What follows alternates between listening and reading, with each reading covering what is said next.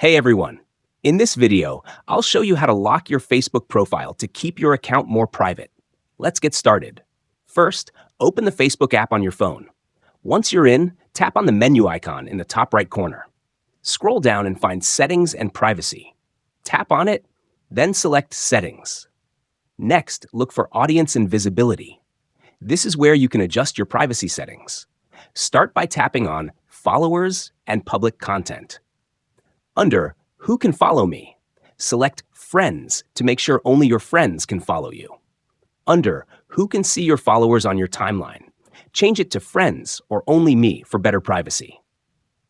Now, go back and tap on Profile and Tagging. If you want to control who can post on your timeline, select Only Me. Turn on review posts you're tagged in before they appear on your timeline for extra control. In some regions, Facebook offers a direct profile lock feature. To check if you have it, 1. Go to your profile. 2. Tap the 3 dots in the top right corner. 3. Look for profile locking. 4. If available, tap on it and follow the prompts to lock your profile. This feature is not available in all regions, like the United States.